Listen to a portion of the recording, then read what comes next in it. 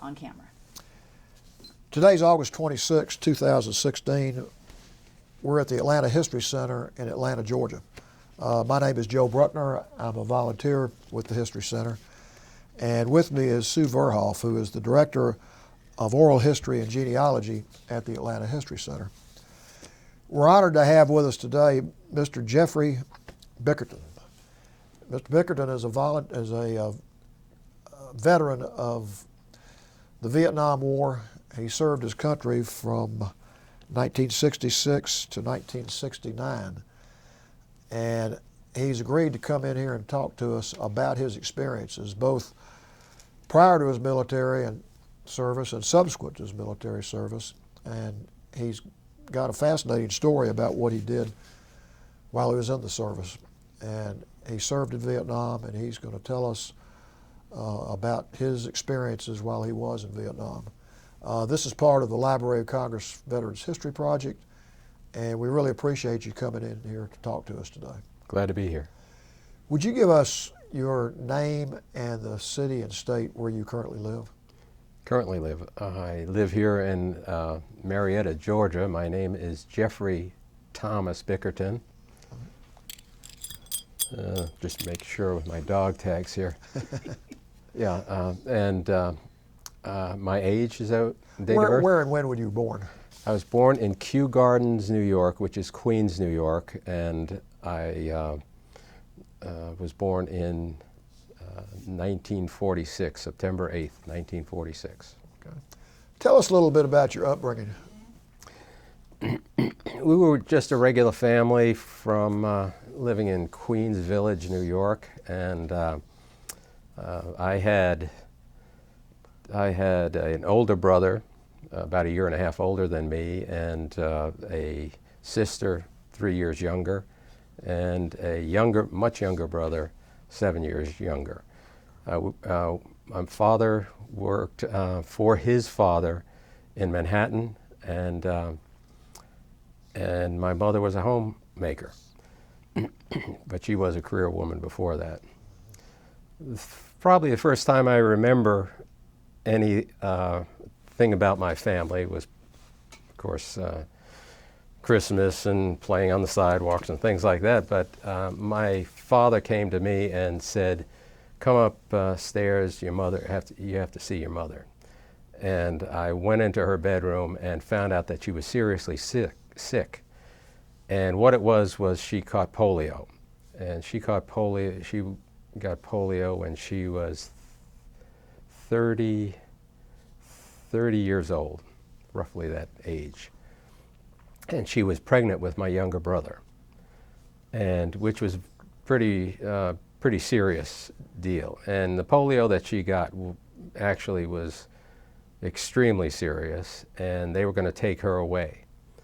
And what happened was we as children got farmed out to relatives that were willing to take us. First I lived with my grandmother and started, I guess it was second grade or something like that, but I never finished that. I had to go to Alabama, and that was with my uncle, who was actually, name was Andrew J. Evans. He was a colonel at that time, West Point graduate, a Air Force ace in World War II, a Korean squad leader, and also a prisoner of war. He was shot down in his plane by anti-aircraft fire.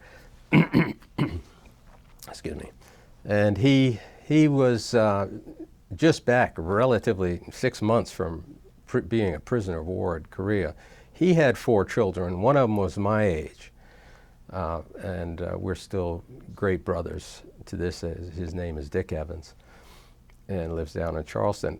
We got along great. That was one of the best things that ever happened to me, I thought, because here you were in New York City with neighbors all on top of you, and now I'm down in Alabama on Air Force Base with golf courses and country clubs and tennis and pools and things like that, and jets flying over. And I thought that was just something that really, it stuck here. So I spent second, third grade, fourth grade there. Then they were getting reassigned, and I wound up going to another friend. In this case, it was my father's Army buddy in Indiana. And whereas my sister and brother and all that wound up in different places, I wound up in Indiana with the Miller family. And they were just wonderful people, and I really enjoyed living there. And they had a son my age too. That was also part of it. But my mother actually, just to go back for a moment, my mother was taken away, went up to Buffalo, to the University of Buffalo. I actually had pictures of her in Time, the New York Times, where they took out a picture of a window of a train and put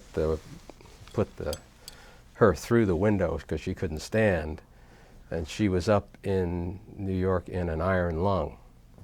And I did get to visit her. I don't know where that was in the sequence. All three, my brother and father and I went up, drove up there and visited her in her iron lung. It was pretty scary thing for a kid to see. But she was just a loving, wonderful person. Eventually, after living in Indianapolis area for those couple of years, they tried to get the family back together at my grandmother's house in New York, again, Queens, New York. And so I finished off my grammar school at St. Catherine's of Siena Catholic school with the nuns, and not that far from our home in Queens, and at my grandmother's house, and we all tried to get together. My younger brother was still so young; he was staying with my aunt, and so that was just to throw this in too. My mother was the first. My younger brother was the first baby ever born in an iron lung, so that was pretty cool. Wow. So he's got that notch, but don't ask me how. We had a good family life there. I had a good life. We didn't have much, but we certainly, it was good to be with the family again, and my grandmother was a saint and took care of us. But as I played in the yard in Queens, New York, I often saw those planes flying over. That time they were prop planes, and not too many jets going into Kennedy Airport, and I said, geez, I'd really like to be involved in that. So I went through grammar school, made some wonderful friends there, and graduated. That time it was grammar school, took you up to 8th grade, then you went right to high school. And I just knew I didn't want to stay in New York. During high school, I worked for my father at, this is the name of our company, it was Bickerton, my grandfather's and his brothers, George and Roy Bickerton. It was Bickerton Packing and Trucking Company in Manhattan.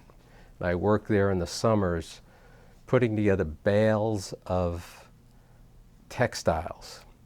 These big compressors would come down and up, and they'd crush and would put bands around them. They were huge. And that's how, when the U.S. used to manufacture textiles, that's how we'd send them around the world, bale them up and send them on the docks and ship them out. So while I worked there in the summers, it was miserable, hot. I wasn't like anything glamorous or anything. I was up on the 3rd floor working with old Otis up there, baling up textiles and storing them and stamping them and all that kind of stuff. And then they would truck them to the docks and ship them overseas. Anyway, But my father, he was a lieutenant in World War II, David Lloyd Bickerton, and he didn't want to get out of the Army. He loved the Army, and his father and my grandmother talked him out of getting out of the Army and coming to work for his dad. It wasn't something he wanted, and I always felt bad for him about that. He also had back then smoking and drinking was just a normal thing, having a cocktail when you get home at night, that type of thing, and smoking. And so his health wasn't the best, but he was a great guy. Anybody would have liked him. Anyway, I was off to high school. I didn't like the high school I went to.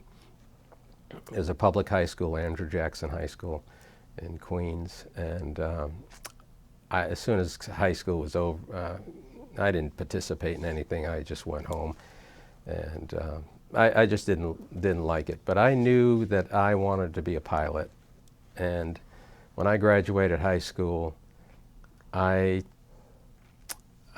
only place I thought I was willing to go back to Indiana and dig ditches, if I had to earn a living. But because I really liked it that much, and I said the only place I work here is the airport. If I can find a job over there, I walked Kennedy Airport, and somehow after all the stops in the different places, I walked in and asked them if they had any openings, and somebody just said, yeah, fill out this form. So I filled it out, and they called me in for a test, mental test, asking you trick questions and all, trying to trick you up on personality, things like that. And I got the job. It was just a clerk in the flight operations office.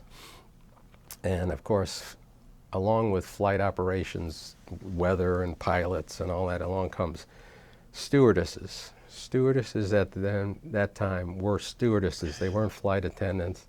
They were young, beautiful, single, and very happy, most of them. And for a young 19-year-old at a high school, I was in heaven.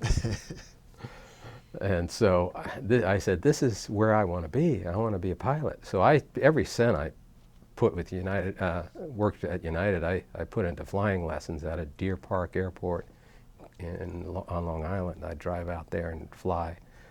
And so every cent I just used up. My grandmother was great. She didn't require much. I gave her some money for food and all that, my contribution, but otherwise it was going to pilot, and I studied, and I got my private pilot's license and was working on my commercial, still working at United, and wound up getting drafted. This was a year after I started working at United. So this would have been 1966? Correct. Okay. And my brother had been drafted either end of 65 or maybe early 66. And they, down in the induction center in New York, they said, he went through all the rigmarole that you go when you go down there, and they said, anybody with last name A, B, or C, step into this room over here. Well, there was a Marine drill sergeant waiting for him on the other side of the door, and he said, welcome to the Marines, boys. And in that night, he was on a plane heading down to Paris Island. I knew that story, and when I got my draft notice, I said, I don't want to be in the Marines, because some of the stories had already come back. So I went ahead and joined, I went down to the Army recruiter, Jamaica, New York, and we talked about Army Aviation. And I had a choice of going to, trying to go through officers candidate school and all that kind of stuff, but he couldn't guarantee where I'd get into aviation, but I could join as a warrant officer and pick Army Aviation, but I couldn't pick the aircraft. And it almost guaranteed came with 4 years, and it also came with probably 2 tours of Vietnam. And most likely, this was 1967, 66, 67. They were gearing up the helicopter war. And I would get 2 tours in a helicopter in Vietnam, and I wanted to be a fixed-wing pilot, airline pilot. So the long and the short of it is, I joined as I was mechanically inclined and passed all those tests. And they said, well, would you, we can get you into as a fixed-wing mechanic. So, and your tour would only be 3 years. If you got drafted, it was 2 years. If you joined, it was 3. If you went to candidate school or anything, you had 4. So I wanted to stay around aviation, get back to United Airlines as soon as I can, because they were still hiring, actually. World War II pilots were retiring and all that. So the long and the short of that was that I got into Army aviation as a mechanic. And when I went in August 66, 22nd, that was almost 50 years ago right now. Yeah, it was 50 years ago. I was just noticing 50 years ago this past Monday. Yeah, yeah. I joined the Army. And I went down to Fort Gordon, Georgia, a train ride down there with a bunch of guys, and went through basic training. I didn't have any problem with basic training.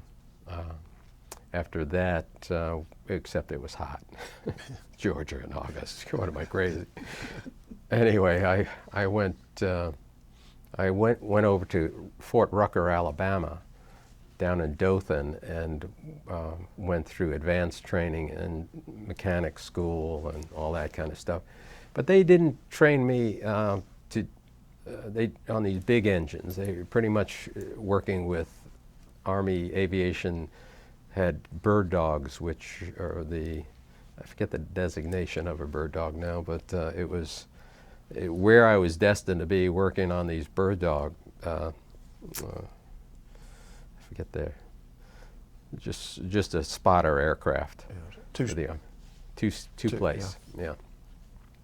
So that was my destiny, but after I graduated from training down there, it was one sergeant that really I didn't like. He was a wise guy type. Anyway, little did I know I'd run into him again. Anyway, so you just get out of here, and went off to my next assignment, which was wonderful. It was Fort Rucker. No, I'm sorry, Hunter Army Airfield in Savannah, which really was Hunter Air Force Base, and we were the first Army guys to show up there. Now, that meant that there were still civilian cooks, civilians taking care of it. It was amazing. Air Force is a lot different than the Army then. Probably still is. It was very good duty for probably 3 months, but I remember how good it was. But we had a couple of bird dogs and otters, not otters, beavers. Those are de Havilland beaver. I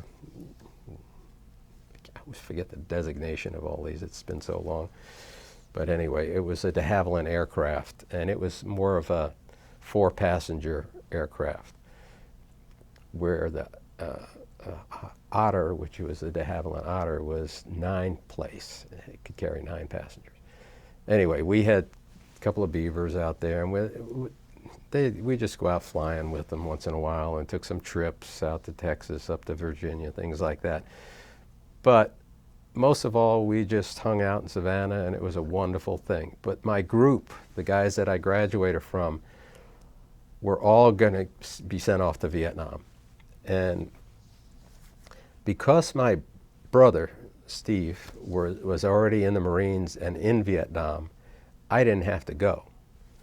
So this was a big break for me, actually, and because I would have been up in a town called Bammy-Tuit with my group working on bird dogs.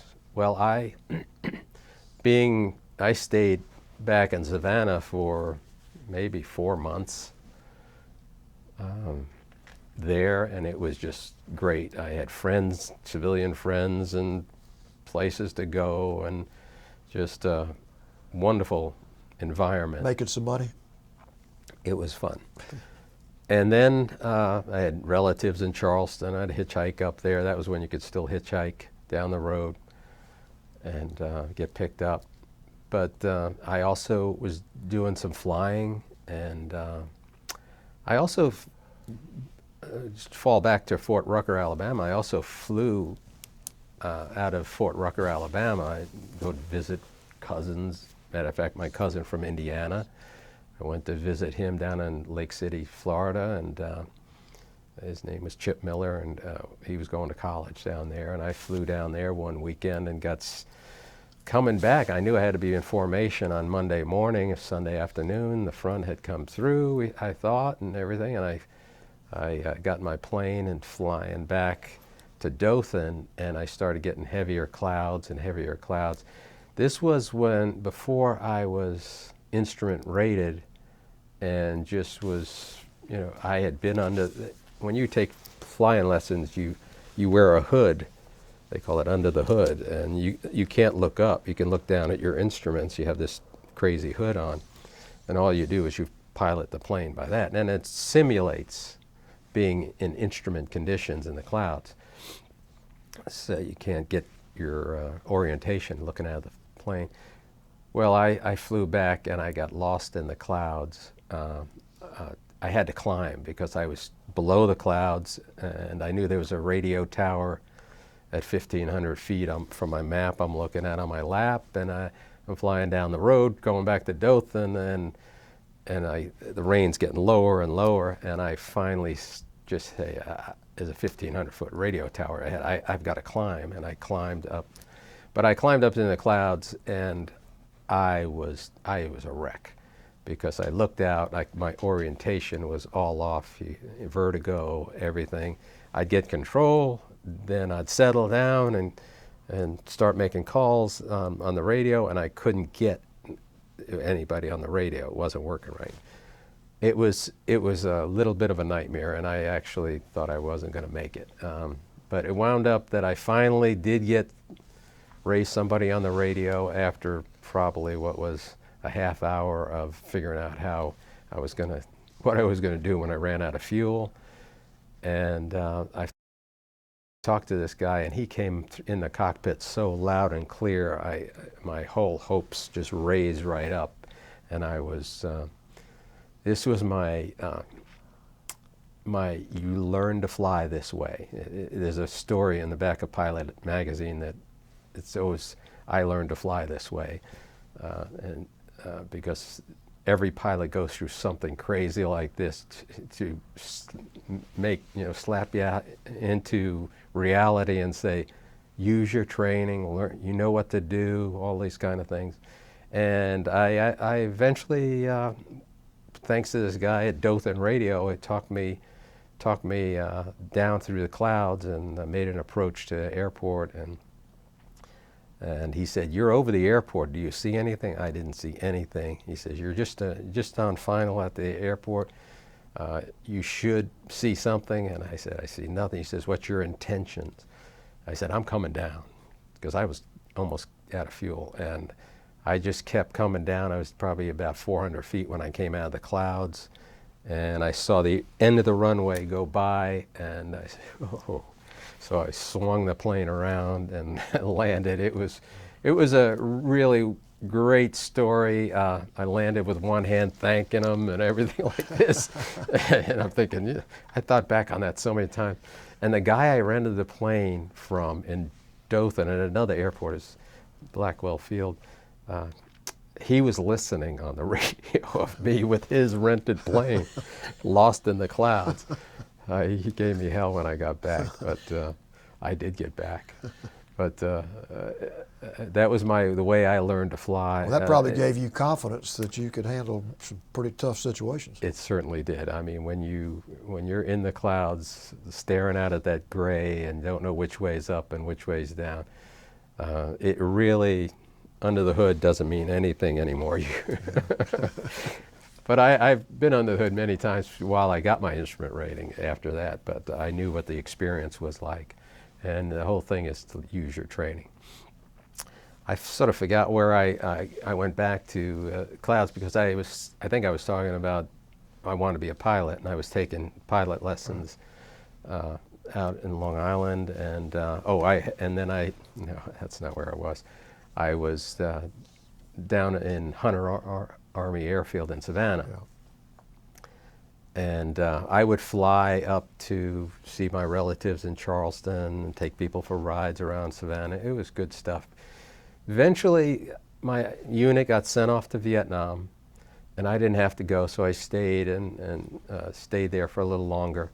Eventually, got my orders to go, and I'm pretty sure I was assigned to the exact same place up in Van Tuit, to this 163rd Aviation Company, I think it was.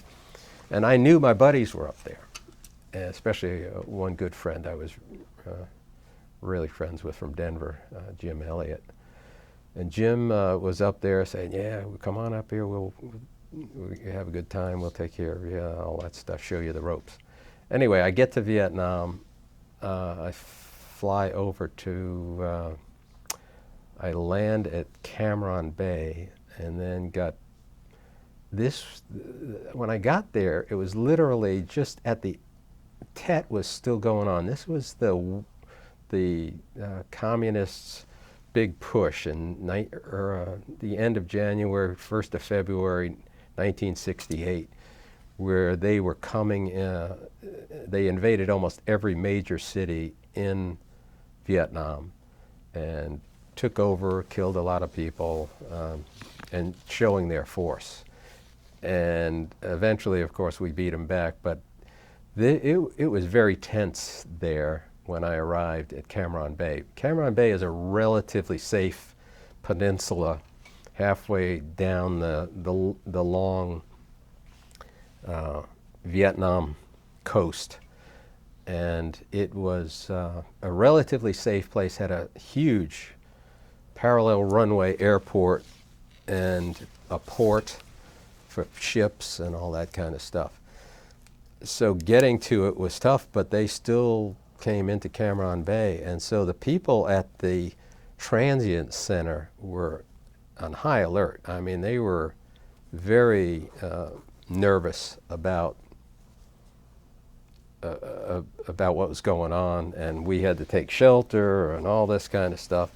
So when I came in, I thought, here I am. I'm in the war. It was. Now, had your brother returned to the States? Is that why you ended up going? Yes. He had a time so well. He survived being up on the DMZ with the Marines, and he wound up coming back. He landed at Travis Air Force Base the day I left Seattle. So they had it timed that well. We weren't in the country at the same time. But so I never got to see him when he came back, and he wasn't in the mood to write too much, so I never learned until I got back much about what happened with him. But he went through an awful lot of experiences that affected him the rest of his life. There's no doubt about it. He only died recently at 66, but heart attack, and he was a big smoker, drinker, all that followed right in the Bickerton footsteps. Just to go back to the liturgy of the family here, my mother died 13 years after her polio. When my younger brother was 13 years old. She died at 43. My father died at 50 of his first heart attack, and my grandfather died at 60 of his first heart attack. So I've got to watch it. Yeah. But anyway, so longevity wasn't in the family, but that was smoking, drinking, crazy stuff, which I don't do it. And so I'm hoping I can surpass that. Anyway, When you first got off the plane in Vietnam, first got on the runway, headed to the terminal, what was your first impression? Do you remember what your thoughts were when you were finally there? I remember it was very hot and very bright because Cameron Bay is out on a peninsula of sand. The sand is so fine there that they used it to manufacture those little egg timers.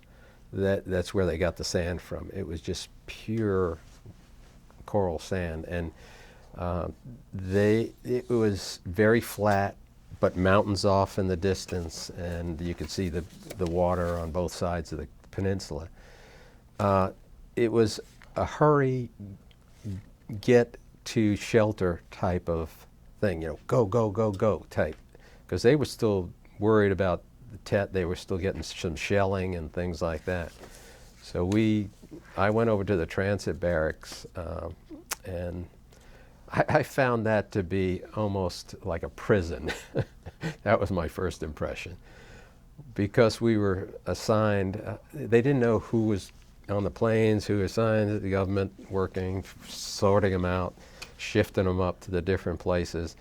And here you are in this hot as hell place, and it was hot. And I got first duty was filling sandbags or something like that. I remember this was, again, it was January from New York area. I got my ears so blistered and they bubbled up on the top. My nose had bubbles on them from work filling sandbags. I don't know, did I not have a hat on? I don't remember, but I remember that sunburn. It was brutal. Next day I said, I'm not doing this. They knew people were looking for outs, so we formed, a couple of guys and I formed our own squad and picked up cigarette butts walking down the street, and then we found a chapel and we hid so we wouldn't go to get into the assignment group. So we hid in the chapel, and just at whatever time, 7 o'clock or whatever, the chaplain comes out of the chapel and he says, I know what you guys are doing here. This happens every day. Go back to your formation and get in formation. It was that kind of thing. So when we walked out, I noticed there was a bus picking up people. And I asked the guys getting on the bus, I said, where are you guys going? Oh, we're heading over to the terminal. We got assignments and all that stuff. Airport terminal. Well, I knew airports. So the next morning after that, I don't know what it was the next morning what, but I got on the bus and I went over to the terminal and sat around the terminal. They had ice cream, you could buy food there. And it was funny because I was sitting there and and there's this guy I went to grammar school with, Gary Thompson, his name was. He was an infantry soldier, and you could tell he had been through country a while, and his uniform was all, the Central Highlands, you get that red sort of glow. Here was a African-American guy with, he had like little red in his under his eyes and in his smile lines from being up in the dust of infantrymen up there. So we talked for a while. He was, he only had about 4 or 5 more months, so he was already getting shorter, and I learned a lot about Vietnam from him, from the infantry side. We sat there for a couple of hours and talked. But we went through the same grammar school in Queens. But anyway, finally I went back and just took my chances on like the 4th day. I went to the formation and they called my name. So I got away with my escape from Alcatraz type thing, which was great for those 2 days. You know, I didn't follow the rules, and if you would have got caught doing that, they would have sent you up on this hill, carrying sandbags up this sand hill, monstrous mountain, carrying sandbags up to the top, and then I forget how it went, but it was just like true punishment out there in the sun. And with my baked ears, we didn't have sunblock back then. You know, it was just burn, and then once you burn enough, your skin will fall off, and then you'll start getting used to it. But anyway, so I finally got called in that fourth day formation and out of this prison, and told me there would be a helicopter out here, and that took me up from Cameron Bay up to Nha Trang.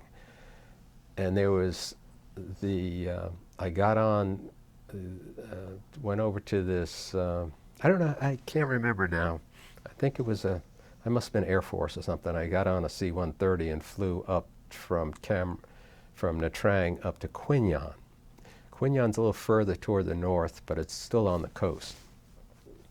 As we in aviation call feet wet. You fly along the coast.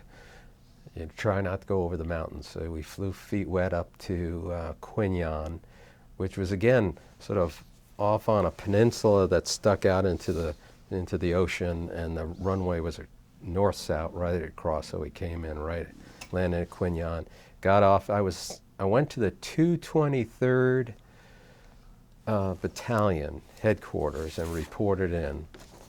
Now, 223rd Battalion was part of the 1st Aviation Brigade, and 223rd was stationed there in Quy Nhon.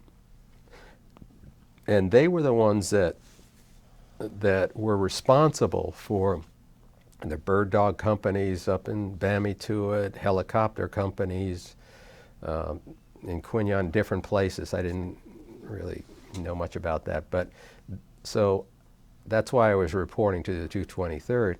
And I went into the office there, and there happened to be, looking at my orders, was a sergeant from Dothan, Alabama that I didn't like. I don't remember his name. I couldn't tell you what it was. And he said, "Well, Bickerton, I see you're a pilot." And I go, "Yes, yeah, I'm a pilot, yeah." He says, "I think we need you here in Quy Nhon." And I said, no. I've already got my orders right here, going up to the 163rd Pterodactyls up in Bamituit. He says, "You don't want to go to Bamituit." I said, yes, I do. I really do. I have friends up there. He says, "You don't want to go to Bamituit." This was the best thing that ever happened to me, but I didn't know it at the time. I was so upset with this guy. I walked out. When I left his office, I steamed out. Lord only knows, I was so mad. I was going to go see my buddies. Little did I know, he got me into the 18th Aviation Company. Now, the 18th Aviation Company was a de Havilland Otter company. They flew these things in support of the 5th Special Forces out of Nha Trang. They flew in support of the Marines out of Marble Mountain Marine Air Base in Da Nang. And we also supported and lived on the Special Forces camp in the highlands in Pleiku. So we had three different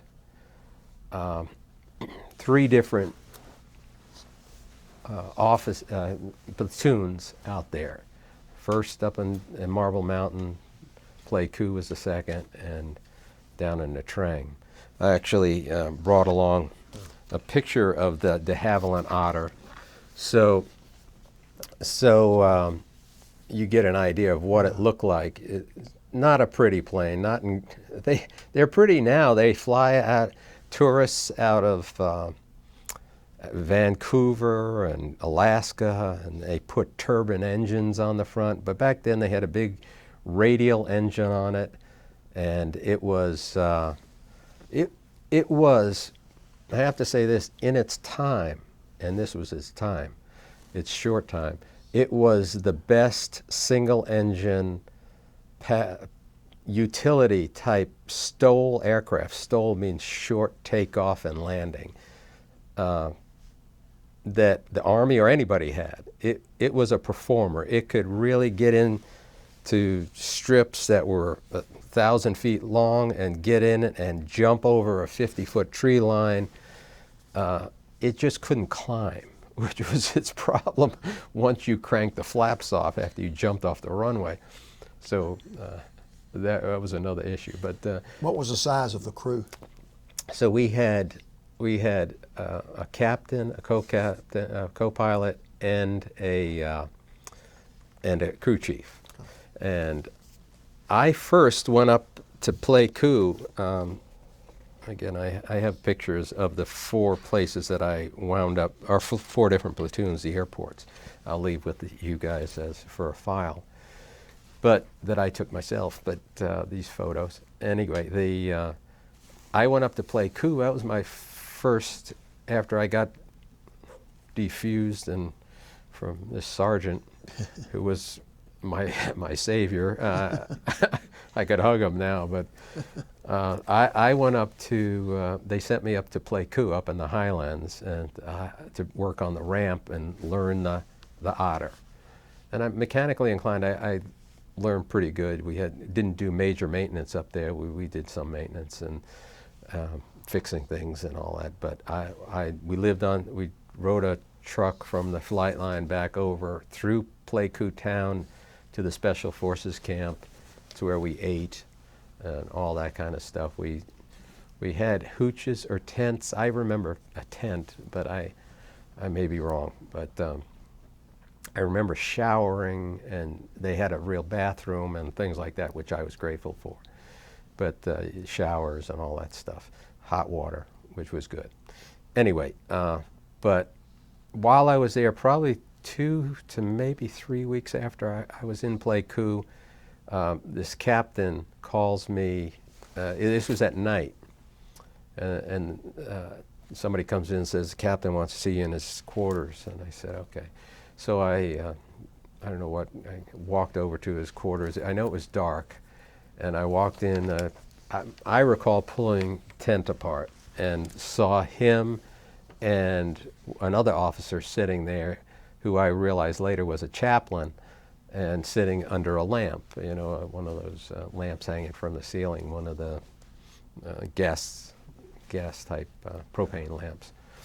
And we sat around a table, and he said, I got some bad news for you. Your father has passed away, and we're sending you back home. Now, I was disappointed. I was a little upset. But I knew when my father dropped me off at the airport, at Kennedy Airport, to fly out to Seattle, I knew there was something wrong. We hugged each other. Here's a World War II guy sending me off. He knows what I'm going to. I don't know what I'm going to. But when he hugged me, I had a fear that this was the last time I was going to see him. And we looked in each other's eyes, and I knew, I thought it could be me. But little did I know that a month later that he'd be gone. First heart attack, died very quickly. And so they set me up, and I flew back down to Otter, down to Quinyon, got the orders, and back down to Cameron Bay, got on a plane there, and flew back through Japan and Alaska and back home, all the way back across the United States, and got back home. And at this point, I don't remember who picked me up. I think my older brother, a Marine, picked me up, and we went literally directly to the funeral parlor because he was still there. And I was there when they buried him at the National Cemetery in Pinehurst, I think it is, in Long Island. That's where the National Cemetery is. So he was buried there. He's only 50 years old. Just a shame that he Well, I think too after I don't think I mentioned that my mother died a week before I graduated high school. So I forgot to mention that during this thing, which I was working at that point at a supermarket, and my sister came in and told me, so we went back home and found that my mother had passed. She had pneumonia. She couldn't fight it from her lungs were so, first of all, she was wheelchair. She was in a wheelchair. She was after the iron lung came the chest compressor thing that she had to wear, and had a tube coming out, and it would force her to breathe. Then she got stronger after that and wound up, she'd sleep on a rocking bed. Now this would tilt down like this, so your diaphragm would help you breathe. So it would just go back and forth like this, very gently, but it would still keep you breathing, because her lungs were so weak from the polio. She only had use of one hand, and she could move her legs a little bit from when you got her up. If you stood her, she couldn't stand up by herself, but if you stood her up, she could move a little bit with her legs, moving her hips, and a little unsteady, but she could walk around the house, but her arms would just hang stuff. But she was an incredible lady. But they made contraptions for her from her wheelchair, bars that went up and hung down and supported her arms. This arm, nothing, but this arm had a little life in it, and she had a little tray under her arm, and it would hold a pivot under her hand, and she could type, because this bar supported a elastic string, and she could actually, the March of Dimes gave her an electric typewriter, one of the first, and so she could sort of bounce up and down, and she wrote for her polio newspaper up at the University of Buffalo, that the polio victims, about her life raising her kids. I never could find, I went to the University of Buffalo, I could never find archives of any of those. So these kind of things are important to other generations. To me, it was something I would have always liked to have. There were no files, because my grandmother and everything moved when I was in Vietnam. They moved, and a lot of things were not taken. Anyway, that's another story. But regardless, lost things that they might have had of hers that I would have liked to have read as an older person, because I never got to talk to my parents as a man to mother, adult to adult talking, which was something that I was lacking as far as something we all appreciate later in life, knowing your parents better. Anyway. I'm interested, since this is a little bit unusual, when you came home and then went back. While you were home, what type of reaction did you get from your friends who you saw? I mean, did they ask you a lot of questions? Did they have any comments about what was going on? Or? I can't recall that. I think I know I went to a party, because I have some pictures of my buddies and friends at a party, and I had my uniform on, so I know I wore my uniform to the party, so I wasn't ashamed that I was in the Army or anything.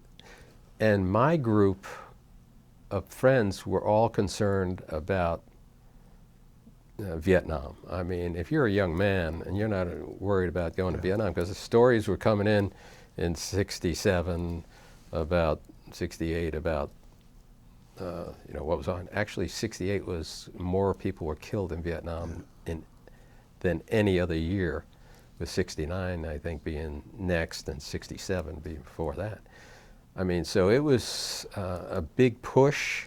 After Tet, they made a big push, and a lot of people got killed. And so the words on the street, and of course on the news, of how many people are dying over there. And it's a constant barrage. And these guys, you have to remember, New York was a very unionized town, and most of my friends were Italian, and they were in these unions. One was in the trash collectors union. Another guy was an electrician. It was a father-son union. I mean, what a racket that was. And he didn't have to. None of these guys had to go because they were always in training, and they had dispensation from the government. They didn't have to go, so he was an apprentice, on. So I didn't know anything about it, but I was just glad they didn't have to go. How hard was the adjustment once you got back to Vietnam? Well, it was. I felt like a veteran, even though I had only been there for maybe 4 or 5 weeks. I also, while I was just before I left I should mention this, just before I left for Vietnam the first time, I was home on leave, and I met a girl at a dance. Her friend introduced us, and we only had one date, I think, maybe a couple of short dates between that, and then I left for Vietnam. And I just thought maybe she'd like to know my brother, 'cause he's home, I'm going off to war, you don't want to know me. So I told her to go to the movies with my brother one time. So anyway, that was another story. But regardless, I came back when my dad died, and that's when, and her name was Terry. And Terry was a wonderful lady, and she really came to me when during my dad's funeral, and during that time, and really supported me. And I said, man, this is a great gal. So during those 30 days home, I got to know my future wife. Oh, so she was just a wonderful person and had a nice family. A sister and mother and father lived in Floral Park, New York, which was pretty close to where I lived in Queens, in Cambria Heights, and so at my grandmother's home. So that we got to know each other, and then I had someone. You said, what was it like when you got back? I had someone to write to and communicate with, because my brother wasn't writing me anything, that kind of thing. My mom and dad were gone. So you went back during a very hot period over there. It was still 68. True. Talk about some of your experiences while you were there, what you did, just anything you want to share about your activity while you were stationed over there. Yeah. So I went back to Quin Yon. I went back to the 18th Aviation Company, and pretty soon thereafter, maybe a week after I got back, I got assigned a ship, my aircraft. It was de Havilland. The number on it was 581713. So 713 was the call sign. Our company was reliable.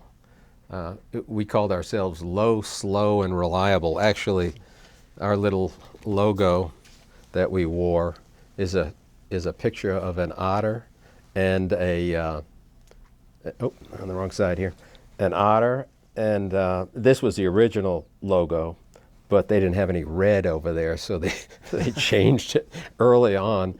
This probably only lasted a year, 1961 or something like that. They designed, but then we went to the blue, this otter, and around it says low, slow, and reliable, the 18th Aviation Company. And so we were called Reliable 713. That was my aircraft. And it was a beauty. I mean, out of all the aircraft, some of them had patches on them, some of them had faded paint. Mine was just spectacular. It was just beautiful. And I was just so proud of it. And I spent a lot of time keeping it clean and fixing up all the little things on it and making it mine. I guess in some way I'm just programmed that way. I like to keep things clean and neat and everything. And I always kept that plane performing the best it could, and I really embraced being a crew chief. Because I was almost on my commercial pilot's license. I had already passed my written test for my commercial, but I just didn't have the time. I was probably 18 hours short of a commercial, being qualified to take the commercial test. What were your duties as a crew chief, and what type of operations were you involved in? My duties primarily were to get the pilot, get the crew and get the plane ready for the crew, and in every sense, oil, fuel, tires, do the inspection of the plane every day. Go out to, I'm the first one out at the plane. They're out doing their flight plans and working with whoever they have to, and I'm the one that getting it ready. Instead of the guys that are pushing back the airliners, you know, that type of thing. But this time, but you get on it. I'm also the boarding gate keeper, so I have to make sure appropriate ID, that we're not shipping communists up and down the East Coast, down the coast, or on our little airline. But I'm also the weight and balance guy who has to make sure that the plane is set up right. If you have a heavy load to take off, that was something. And sometimes we'd be carrying crates that you wouldn't really have a good weight on. Sometimes guys would be carrying lots of ammunition with them. And because we were supporting the special forces, you didn't know what you were getting. We'd fly out to the Cambodian border where the special forces guys had camps set up. They were called A camps. And these A camps had, it's where the A teams went.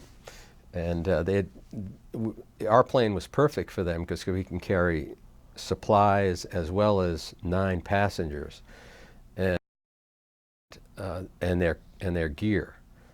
So we would load. I would be not only the load master, the gatekeeper, but I would also be the stewardess at that time. Steward. So I'd have to make sure they were all buckled in and all that kind of stuff. You really didn't have to do that much over-the-top stuff, but we actually had a little relief tube in the back, which had to show them where all that stuff was, you know. But pretty much everybody knew how to put on a seatbelt by that time, and we didn't have to go through any standard thing. But and a lot of times we would see some of the same guys over and over. But we would. And every once in a while, they would be short on crew or be dropping off a crew member somewhere, so I get some flight time. I fly right seat, which I really enjoyed, of course, learning to fly the Otter. And so our mission was to support the Special Forces, and we'd go on all kinds of things. We would take the paymaster, the chaplain, we would carry supplies. I mean, I've carried everything. We carry people that they wanted to move to someplace, a mountain yard chief. They were the native, sort of the Aborigine type people of Vietnam. Carry any. I've carried sides of beef for a party. Bar stools, because they were building a bar out under in an underground bunker out on these guys were talk about initiative, and almost every A camp had a bar in it, and loads of beer, any kind of thing. But there were many serious things, but there were some crazy things. Bar stools, you know, what? And how much is frozen sides of beef weigh? I don't have a clue. So we would, but mostly we were sort of a passenger type aircraft with soldiers. Could be Marines or soldiers, and then some civilians. And civilians, you had, if they were Vietnamese, you had to make sure their credentials were right. When the plane landed, I'd be responsible for fueling it, and I didn't do any navigation or anything like that, but as a pilot, I navigated all the time from the back seat with my maps and all that kind of thing. But I was responsible for making sure the oil was up and fueled and ready. And so when the plane got in every night, I would fuel the plane, tie it down, lock it up, and all that kind of stuff. These were fairly high-risk missions, I would assume, in that area. And what was going on in the country then? In that aircraft too, you know, they were turboprops were fine. There were plenty of those flying around, but here we are flying this single engine, like World War II type rotary engine aircraft.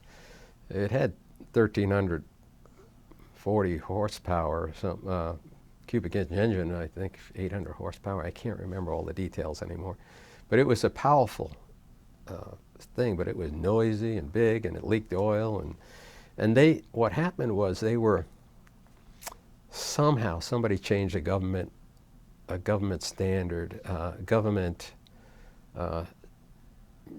rule, and said we're going to go with American Standard or somebody like that instead of Pratt & Whitney. They started changing the engines. When they needed changing, they brought them in and put these American Standards on it. Well, they were throwing pistons out like crazy, these new planes. It was a real actually, they were push rods, were breaking the heads off. And we would lose engines, and people were going down all over the place. And I don't think they ever got to my airplane with changing the engine. So I have to say my old reliable 713 was, in my mind, the most reliable plane I ever flew. We flew it almost every day, except when it came in for inspections and for a week or something like that. But I started flying out of Quin Yon. I mentioned that. I got my ship out of Quin Yon down by the coast. But I was considered a floater aircraft. I wasn't permanently assigned to any one platoon. So when a ship, after 100 hours, you had to bring it down, you had to do an inspection on it. I can't remember the intervals, but then every once in a while you had to bring it in for a week, almost of major maintenance, taking off checking cables, all that kind of thing.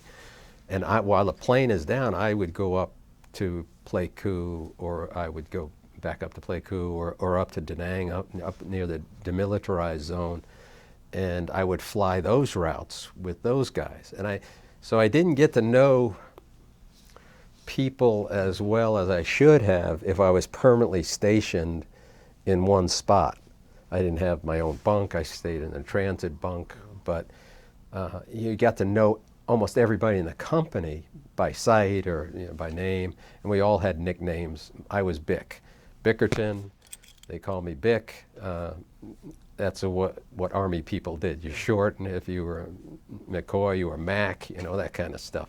So it was, and if your name was long, crazy, or whatever, Russian name or something like that, they'd call you Alphabet. Alphabet, get over here. That kind of thing. Anyway, so Bick, I've been called Bick ever since the Army, and I still use that. My son calls me Bick. I enjoy it. It separates me. It helped me later on in life when I worked for a company that had 3 other Jeffs. So it was, and it's sort of just a little separator there. Did you ever have any opportunity to deal with the Vietnamese people? I did on, I didn't get out, and because I wasn't permanently stationed in any place, I was pretty much on call. When the pilots wanted to go, you had to be ready to go. So I just stayed around base most of the time. I didn't participate in going downtown. A lot of these guys who were permanently stationed had girlfriends downtown. They knew places to go. I was stationed on a place on the beach, and I never went to the beach. No, that's not true. I did get to the beach probably twice, once in Nha Trang and once in Quy Nhon. But out of all the times there, and so much beach on that country, beautiful beaches, and they're making resorts out of them now. And I always thought of that as I drove feet wet down the coast. I say, wow, what beautiful beaches and harbors and inlets. And so somebody finally discovered it, and capitalism, I guess it is. Anyway, the interactions that I had was boarding people. Sometimes certain places, like when you flew into Hue Phu Bai. Hue is a big citadel up north of Phu Bai, north of Da Nang, toward the DMZ there. It's an old castle, practically, and literally inside the walls of the Hue Citadel, they had a runway, a short runway. Mainly helicopters would come in, but it was long enough to get our Otter in there, and we'd fly in twice a day from Da Nang and bring passengers and take passengers out. Some people were desperate to get out of there, and they would try and storm the airplane to try and get on, and you literally had to, and they would have their chicken or a goat with them or something. You never knew what was coming on, or their daughters, and they weren't supposed to have daughters. What? This on their orders, there's nothing about daughters. It was literally tough working, sometimes literally get somebody out of the doorway, put your foot in their chest. That had to be sort of an emotional experience for you. It was sad. But at the same time, most of the people that I dealt with, that I knew from around the base that helped the civilians, I thought they were wonderful people. The hooch maids, they called them, the people that helped do our laundry, they were just absolutely wonderful. And I thought of them many times, and the little guys that worked on our ramp, that helped around the hangar and stuff like that, the maintenance hangar. There were a couple of old guys that were there forever, as far as they were probably there longer than any of the soldiers that were there, that worked in supply and things like that. They were wonderful little people that you just couldn't help but like. They tried with English, and I actually took some Vietnamese, but I'm telling you, my mouth wouldn't form those words. She would look right at me and tell me, a word, and I'm trying to. I could not make the words that was coming from her mouth, the sound. I couldn't make it. So Vietnamese was tough for me, Vietnamese language. But I enjoyed the people that we had there, and got to know. Good. Unfortunately, you only get to know them for a year. Yeah. Even at the max if you're there, unless you come back for a second tour to the same company, which a lot of people. Then you always wonder what happened to them. Yeah, and after the fall of Vietnam, I thought, went back to, I said, oh gosh, I hope those people are okay. How frequently did you take fire when you were on your missions? I don't know. When you're in the air, it's very tough to know. Unless it's hitting the plane, it's very tough to know what's around you. I know that we were under fire, but my plane never had a scratch on it. And when I extended in Vietnam, I had some pretty crazy times where we went into some pretty tough places, Dak To being one of them, up in the Special Forces camp out there. When I was flying out of Da Nang, we went out to Ah Shaw Valley. These were heavily contested areas that were, so we would get in and get out, as soon as we could. We'd drop off whatever we had. We wouldn't stay long, hang out and have lunch or anything like that. We were a bunch of chickens. We would fly. You're not looking at any hero here. You're looking at somebody that was just thrilled to be above the clouds most of the time, and happy when we could take off. I mentioned getting out of some of these camps. You would take off and literally literally jump over the tree line because they could crank down 40 degrees of flaps, and it just, I mean, the plane would just lift off like almost like a helicopter. It had so much power on a short runway. And but once you start, then you would start to circle the field, and you would start pulling up the flaps so you could start to cruise. And as you pulled up the flaps, the climb rate became so slow. You couldn't keep your flaps on as you climbed. You don't do that. You got to build up airspeed. So you have to start cranking your flaps down and leveling out the wing. And we'd circle sometimes 3 or 4 times just to get up to 2,000 feet so we could head out over the jungles, you know. And there were some thick jungles in Vietnam.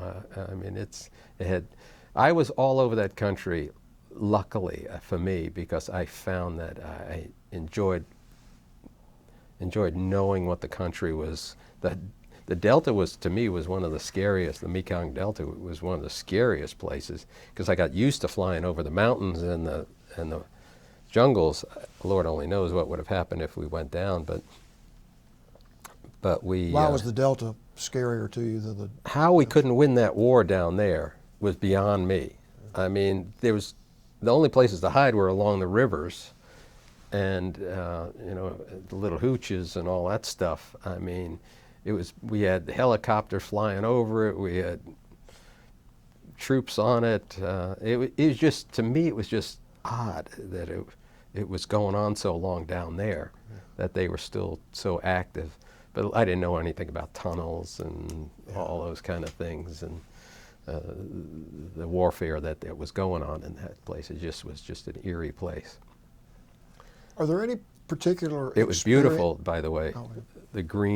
The green of the rice paddies in the Delta. The only thing that was muddy was the rivers, but the rice paddies were just green, lush fields of multiple colors, and it was, you know, back then I guess pretty much black and white TV was pretty much the thing, if I remember correctly. But when you took a photograph and developed it and looked down at those rice paddies, it was beautiful. Wow. It was beautiful stuff. But are there any particular experiences you want to share while you were in Vietnam that you had, whether in combat or otherwise? Well, I had a lot of experiences with people, my comrades, that's not the right term to use, my fellow soldiers and pilots and other crew chiefs that I'd see as I got around. You know, we'd fly into a place and here comes another 18th Aviation Otter in, and I knew the guys, and we'd all yuck it up and things like that. I got to know some great guys over there, and lucky for me, I was able. I'll tell you in a few minutes about the 18th Aviation, 54th Aviation Association that I'm the president of. Now, we formed that up 5 years ago through a website, and I've since built the website, and I built the website and made the Facebook, and we're all communicating now. But because we had a list of the 2,200 names, about the 18th Aviation Company was in Vietnam for 10 years, 61 to 71, and then the 54th Aviation was formed up because they had more otters. They wanted to cover, they started to cover the south of Vietnam, the Delta area, and we were more toward, still supporting the Special Forces, more toward the north. So the 54th started flying out of Vung Tau, and they started in 65 and really formed up in 66. So they went from 66 to 71. So that was a separate company, you know. decentralized control, I guess. Well, I believe I understood you to say you extended your tour. I did. Talk about what your reason was for extending, and did you do anything different during that extended period that you did during your? I did basic not. tour? I got stationed down at Nha Trang permanently, so I was flying out of Nha Trang, which was great. My last 3 months I was stationed out of Nha Trang, and we went north and south and out toward Cambodia. So, Why did you extend? because if I came back with a certain time or less, I could get back and get right out. Oh, I forget, was it 3 months or 4 months? If you came back, they wouldn't reassign you because they'd have to go through all the papers. So they let you right out. So I extended to so I could get back to United and get working. Okay. You had asked me about experiences. I have a couple of experiences that I've written about that were sort of pivotal, I thought, in my life, and I actually brought the letters with me that I had written them down. One's an email, one's a letter. But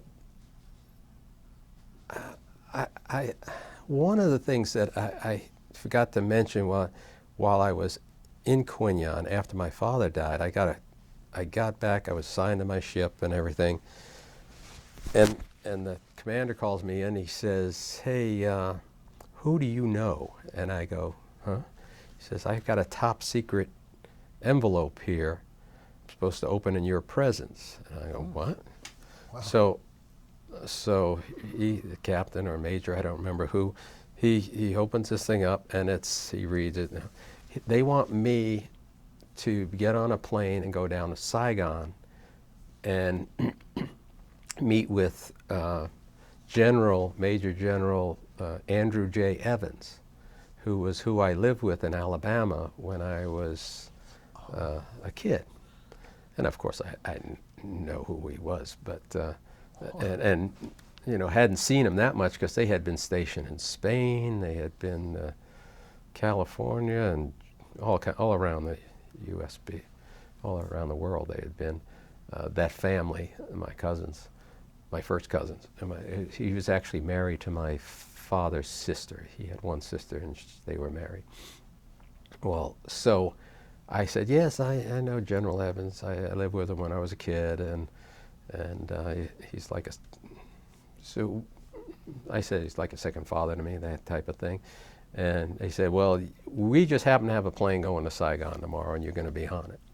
So I flew down to Saigon, and they dropped me off at Tan Son Nhut Air Base, and I went, found my way around with the orders and where to find him and report to the Air Force. He was in the Air Force, of course. And I walk into this compound, and there's trailers. It's a walled compound, and I walked in, and they were air-conditioned trailers. And he said, "Go on in."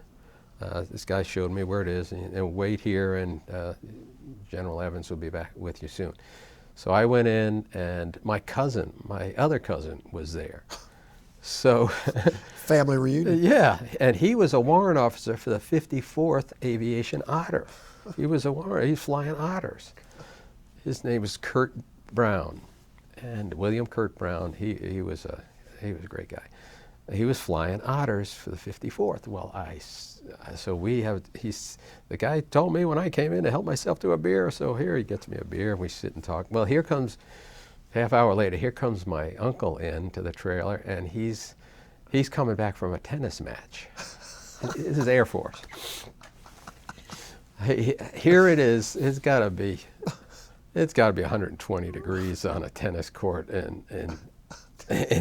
in Saigon, and he and some generals were out playing tennis together. So he's all sweaty. He says, "I'm gonna take a shower, but we're gonna take a trip," and he says, "We're gonna take a trip up to in a jet. You want to go for a ride in a jet?" I said, "Yeah, definitely." So I don't know why, but my cousin, I don't think, went with me on the jet, but we rode in the general's car with the 2 flags on the front and people saluting as you go through Tunson. We picked up a Saberliner type jet. You might know what those are, but it's like an executive jet. And we flew. I got to fly in jump seat right behind him, and we flew up to Phan Rang, which is south of Cam Bay. And he did an inspection of the airport. I stayed by the airplane and with his major pilot, the guy, and they gave him a tour, and people was lined up, and it was very impressive. But it was... Wow, what an experience. Yeah, and he flew us back to Saigon. We approached into Saigon. What he was doing there, he was assigned to Thailand. And he was like the commander of Air Force in Thailand, which B-52 is. He was development side of the Air Force. And he also had the assignment of flying Bob Hope and the crew in a C-130 back and forth to Thailand. They didn't stay in Vietnam. They flew back and forth after every show back to Bangkok. And they had houses over there that they stayed in and all this. This was the best of my knowledge anyway. Yeah. But he was responsible and often flew Bob Hope. He flew, Bob Hope and him were buddies. They knew each other, and he played in the Bob Hope Desert Classic every year with Bob Hope. And has pictures of him hanging in his room with and Bob what was the general's Dolores. name again? Andrew J. Evans, Andrew J. Evans. Jr. Okay. His father was a colonel in the Army Air Corps too, but he well, that was a unique experience you had. You bet. That was very few other people had. Very few.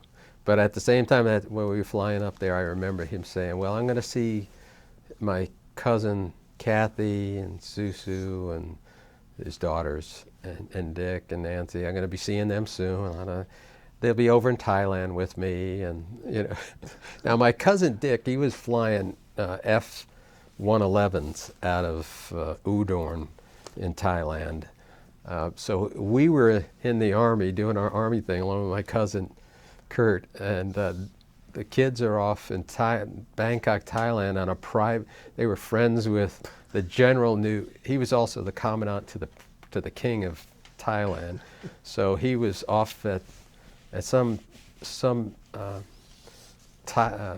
Thai Air Force commander who owned his own island. So they were off at his Paradise Island while we were over there fighting a war. It was bizarre. That is bizarre. So water ski, he was telling me about water skiing, and my grandmother was over there, his wife's mother, and I'm going, oh my God. Now, yeah, this was my father's mother.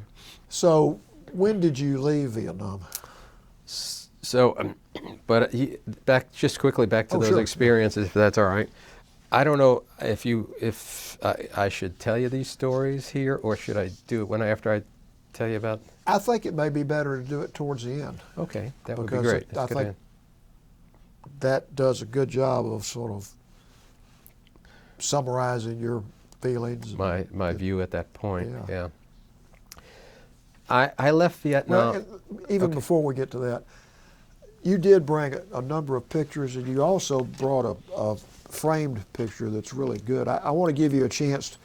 Anything you want to show on the recording, this would probably be a good time to do it. Well, if I can get this in here, I'll hide for a second. This was a plaque that my son had made for me, and I'm over here, and it's just a wonderful thing. It's got a picture of me up there with the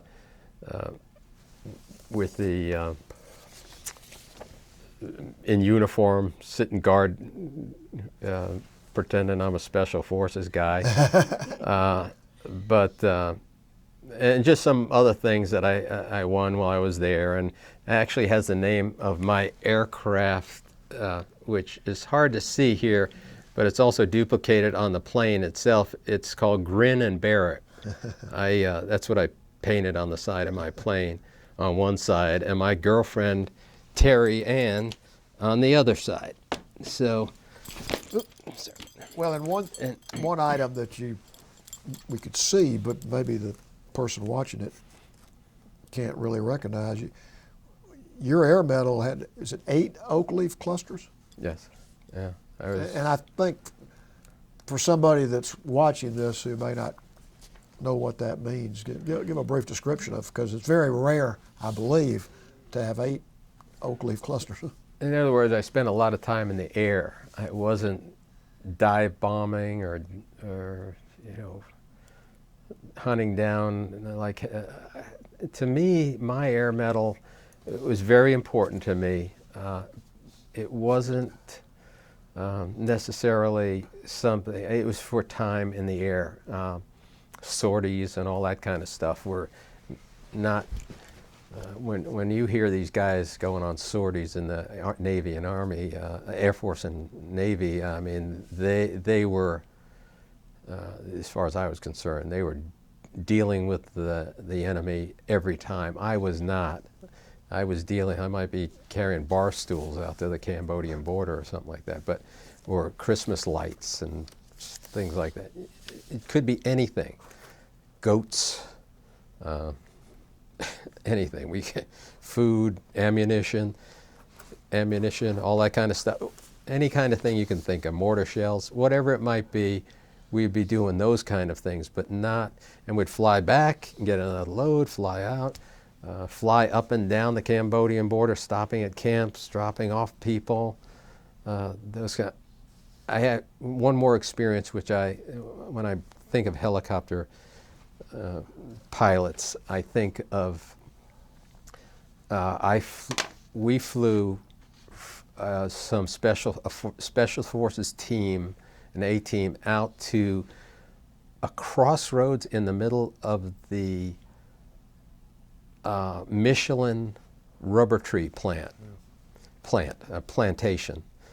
It was just literally a crossroad, 2 dirt roads crossing, and we landed, it came down over the tree line. Rubber tree plants are huge. I'm talking huge, bigger than 3-story buildings with leaves that go out. They plant them probably 200 feet apart, I mean, because they get so big. And from the air, it's just green. But you get the opening there. We landed, and there was a special forces team sitting there. It was literally like a picnic table of some kind. They had made out of some branches or something. I can't remember, but they were just sitting there on the side when we pulled up, turned the plane around, and got ready to blast out of there. But we let off, got all the gear out for the one team, and we're talking with the other team, and they were having lunch. We all had lunch together in the plantation there, and we heard helicopters coming, and they sounded very strange. And the guys that were there said, "Hey, watch this." And I looked toward the crossroads down there, and there were, out from under the trees, came a helicopter and a Huey and a Loach, which is a sort of bubble-shaped helicopter. The bubble shape was flying first, and then but they came out from under the tree, went across the opening and in under the trees. And I said, "Did I just see what I saw?" And he says, "Yeah." He says, they're cowboys. That's how they break in the new meat. I go, "What? Are you serious?" He says, "We've seen it many times." And I often think, just how you gotta have no fears to fly a helicopter under tree lines. Is sort of just a break-in period or something. I just, to this day, I still hard to believe that what I saw. But since then, I actually have a picture of the rubber tree plant and an opening. There was a field. Somebody took this picture, and it was on the internet, and it says Vietnam rubber tree plant, and you could see where a road goes under, and you could see this huge tunnel under the trees. And I said, and there was a fence line next to it, so you could tell there was fence, and you could see how big the opening was. But the trees did cover. They just made an umbrella over it. But that was another experience that I found to be. I never got shot. I never got wounded. I was shrapnel all around. We took some. I've been in rocket attacks and mortar attacks and some penetrations of the line, out of the line. I never had to kill anybody. I wasn't afraid to, but I wasn't. I was glad I never had to do that.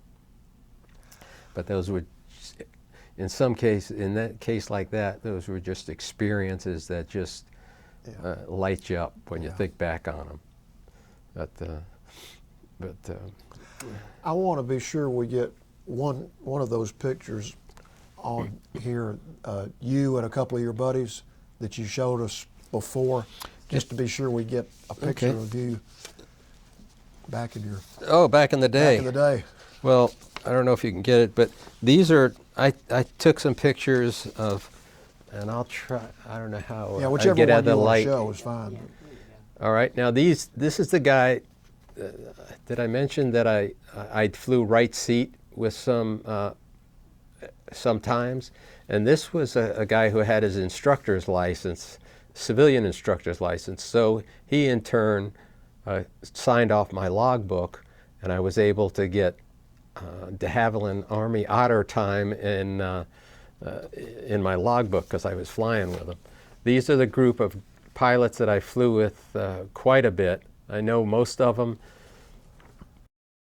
and every one of these guys is still around and part of our association now. Yes.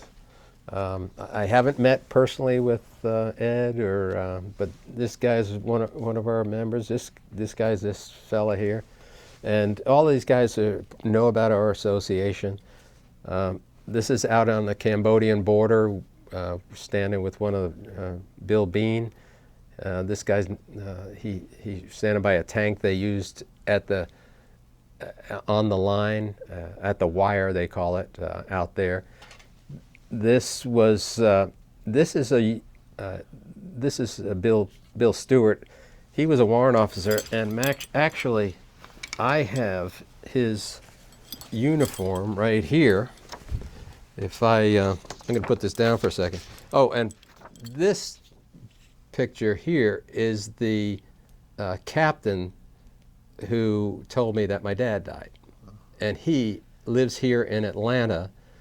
And I met him at our first reunion with 19 guys showed up, and he lives in Alpharetta, about 10 miles from me. So, and still participating. He's going to be up at our reunion in Washington this year. So it just, out of 2,200 guys that were in these units over the 10 years, he was in the 19 guys that I met at our first reunion. That's what one of the things that just said, I got to do this. I got to get involved. Hang on just a second. Let me get your. Oh, I'm sorry. We'll pause on camera.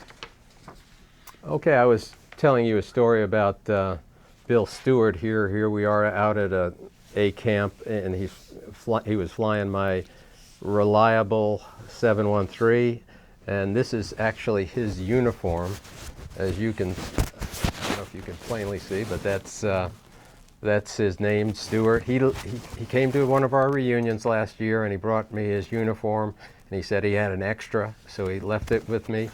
But you can see, I'm going to stand up just a little here. You can see we have our patch on our pockets, and that was what we wore in Vietnam. This is actually the uniform that he had. So these are some of the guys that I flew with and knew and still know, and it was a great experience. Here's a quick picture of my plane, and it's got the Grin and Bear It. That was a comic strip, but I thought that was a cool point. And this is me sitting at the door of my airplane, and you could see it. I don't know if you could see it, but it actually says Bic, crew chief, underneath it. Back then, psychedelic colors were in, so that's what all this all those colors are. And I really wasn't that wild, but this guy had a helmet that I had to try on, so I put Born Wild on it. These are just some kids at first. This is some kids sitting around a radio station in Quinyon. This is when I first got there, right as Tet had ended, and they secured the city. And I walked down there, and the radio stations were where the communists had, Viet Cong had taken over, and they literally destroyed. You could see the ammunition, and they had literally destroyed this radio station building. And these kids were down there, and we got together, and we were talking. I always had fun with the kids over there. They were great people. Future communist sympathizers, probably. Maybe they made it back here. I also had one other shot with my plane and the kids. When they'd come into some of these camps, they'd come out and sit with you and talk to you about as little English as they had. They would ask you about questions and stuff like that. They were just so poor, and didn't have shoes. They'd have a pair of shorts and a T-shirt, and that's it. They just. It was tough seeing what they were going through, wasn't it? Yeah. And then here's me in the cockpit of the plane. I got a little co-pilot time, and this was actually my first Otter landing. That captain that gave me the instruction time let me make some approaches, and finally when he saw I was controlling the airplane pretty good, he let me take it in for a landing. And I had somebody there taking pictures, so he got a picture of my first Otter landing. So that was pretty exciting for me. Not many people have that either, I wouldn't think. No.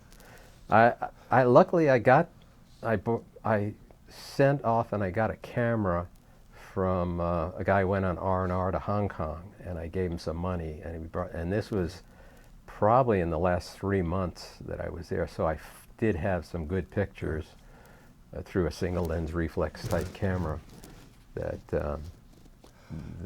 I have. But of course, over the 40, 50 years here, they've faded away, and I've been lucky because I know something about computers, and I'm able to take pictures and bring color back to them. What kind of reaction did you get when you came back to the States? Well, I came back in the middle of the night, pretty much as far as I'm concerned. Another little anecdote. I don't usually take pills or anything like that, but I was getting on the plane, heading back from my second going home from Vietnam, and I was talking to this guy who was going down to Cam Bay with me, I guess on the Otter, and I said, I must have met him down there. Anyway, I said he was from the 223rd, and I said he was a medic, and we were getting on the same plane down in Cam Bay, and I said, I'm not looking forward to this trip. It's just such a long, miserable trip. And he says, don't worry, we're going to sleep. I said, really? He says, yeah. He says, take one of these after we take off. And I'm serious. I don't know what he gave me, but we flew from Cam Bay all the way across the Pacific, and I woke up coming through the clouds in Seattle. Good I grief. mean, I don't know, my mouth was probably hanging open, flies going. I can't imagine how long I slept, but I mean, it's like a 19-hour trip. I don't even know if we stopped. But anyway, coming in through the clouds over Seattle, and they, bring in, fasten your seatbelt, all that stuff. So anyway, I got in, went through through the funny part. They always ask you, are you, anything happened to you? You have any medical things? La da da. And of course, you're so eager to get out of there. You say everything's fine. I was lucky and wasn't wounded, and I did get a little piece of shrapnel in my back, but it was so superficial that you don't even. Is that why you were flying? No. What do you mean? The shrapnel. Is that why you were flying? You got the shrapnel, or? While I was flying? No, it was actually when I was on the ground in Pleiku before my dad died. But the medic there, I mean, he just cut it out. I mean, it was just under the skin. It just, anyway, I don't even count it. But, you know, I would have told him about that when I left, but then you don't even care. You don't even care about it. I always had that piece of shell for a long time, but I never, I lost it a long time ago. Anyway, I went through and they give you a brand new uniform. You know, you're wearing this on the plane, and then they give you a brand new uniform, and then they ask you who's getting reassigned and who's going home. And you know, I raised my hand for that latter one, and he said, anybody getting reassigned, get on that bus. Anybody going to the airport, get on that bus. That was one of the best walks I ever made. Walked across in the middle of it was sort of early evening, nighttime, already dark. Remember walking across to that bus taking you to the airport, and I caught a United Airlines flight back, which was my airline, and you know, and I still had my uniform on, and they treated me like a king. I never saw the kind of reception that some people did when they got home. I have talked to many people who had those kind of receptions, but I knew the attitude already from letters from my girlfriend and other people that I met about what was going on and the feelings towards soldiers. But it was the middle of the night. I caught the red eye from Seattle nonstop. They used to call it the United Mainliner, over to New York, JFK. The stewardesses treated me exceptionally well. There were probably 20 people on the whole plane. You know, slept some of the time, and just the first-class treatment. And when I got into JFK in the morning, my brother, the Marine, was waiting there, Steve. And Steve, he's not a big personality, and he'd already seen it, done it. You know, he's working. It wasn't a big deal for him. We met, the car's outside, let's go. Anyway, how you been? Okay, but, you know, that kind of thing. Yeah. Just two brothers that had experienced the same thing. But he, just to go back to him, he never really recovered from Vietnam. He never talked. He wouldn't talk about it, even to me.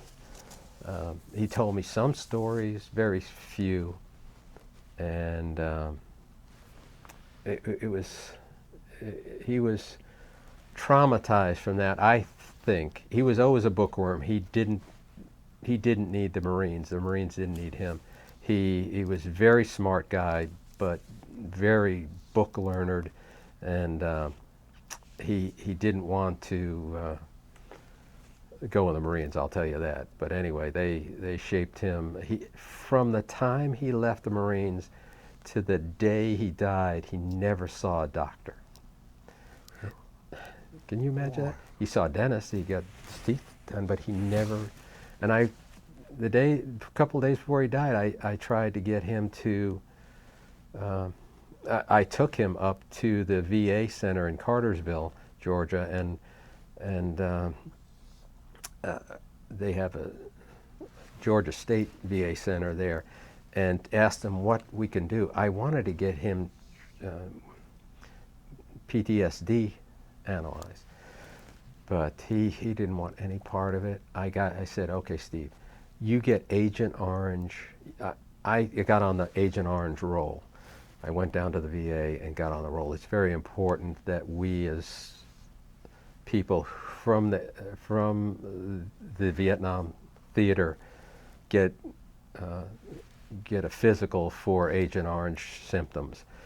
And I went, and it's most important, even if you don't have any symptoms, to get on the roll, because when you get them, if you get cancer or something like that, it's hard to go back to the VA and start going through that whole process. Do it now while you're, So that's what I was saying. Free, you get a free physical, Agent Orange, X-rays, chest X-ray, heart, all this kind of stuff. And so we got all the paperwork from Cartersville. We went back, and I dropped him off at his car where we met, and I said, okay, I want these papers. I want these papers this weekend, and we're going to set up an appointment. He said, this weekend? Like, I said, fill out the paperwork. He said, all right. So we separated, and I didn't hear from him. So I called him a couple days later. I didn't hear from him. I called him, and kept calling him, leaving messages, and he usually always called me back. So I went over to his house, and couldn't. His car was in the driveway. No answer. I couldn't see anything through the window. So I called the cops, and a guy came by, and we broke in together, and he was dropped dead. God. First heart attack. And there was the papers for the VA physical on the back of his couch. He walked in the door, laid him down on the back of the couch, and that was it. Golly. So, to me, it wasn't the Marines. It was it was a guy that didn't belong in the Marines, that was drafted into the Marines. He didn't have his mind in the Marines, and they put him in some tough spots up at the DMZ there, and tough living. So compared to him, when he didn't talk about his theater, I didn't even feel I had a right to talk about my theater. Yeah. I wanted to get on with flying and learning and all those kind of things. And speaking of that, before we wrap up, you said you went on with your flying. Talk a little bit about your career after you got out of the military and your family. I wanted to fly for United. When I got back, at first you didn't need college. I didn't have college. So I started driving a truck and went to night college in Queens Community College. And they gave me some credit for the Army, and I had taken some courses when I wrote things. I wrote a paper once when I first got there. They wanted some samples of how you could write. So I wrote a paper. They gave you a choice of topics, and one of them was what this world really needs. And I put what this world really needs is a war. And I wrote about the war and supplies and building the country and the manufacturing and the machines that were, and oh my God, this lady, she promoted me out of this class to the next level right away. Of course, it was against the war, and this was a perfect paper, but I didn't even understand what I was writing, just thinking about my mind. Anyway, but I went to college, and then my girlfriend and I, Terry and I dated for a couple of years, and while I was in college and driving a truck, and I said, I got to get college, because now I need 4 years of college with United. So, also when I got back, my job with United had moved to Dulles, down by Washington, D.C. That's where the Flight Ops Center was. Well, I drove down there, and Dulles was out in the middle of nowhere, and I didn't want to live out in the middle of nowhere. Little did I know, if I would have bought a little piece of property in Reston, Virginia, I would have been a multi-millionaire by now. I could have bought a farm or something.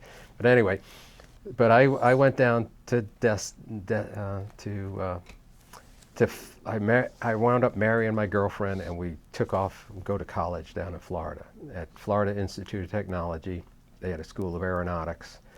I finished up my commercial and instrument rating, and got my college degree, Bachelor of Science in Air Commerce and Management. I was going to work for the airlines.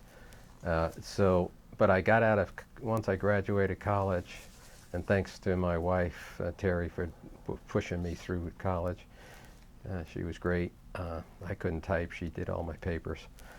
Anyway, they told me in high school, that you'd have a secretary when you're older. You didn't need to learn how to type, because I always wanted to. Yeah, that was the mentality back then. But anyway, I wound up leaving college. After I graduated college, we were pretty much broke, used up all my GI Bill, and went up. I either had to go to Miami for the airlines or Atlanta. I didn't know how to speak Spanish, so I went to Atlanta looking for a job. Again, I did my old walk the airport, knocking on doors, filling out applications. And I walked into a company called Airlift International, which was one of the 3 U.S. all-cargo carriers. And Airlift was based out of Miami, covered South America. Flying Tigers covered out of San Francisco, covered the Pacific, and at the moment I can't remember the other name.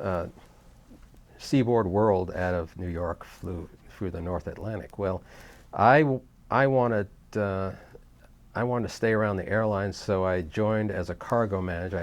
We needed money. We moved to Atlanta, and I eventually joined another company called the Flying Tiger Line, and I was my first sales job, and I got into sales, cargo sales, which was a wonderful thing because I called on every type of company around the Southeast.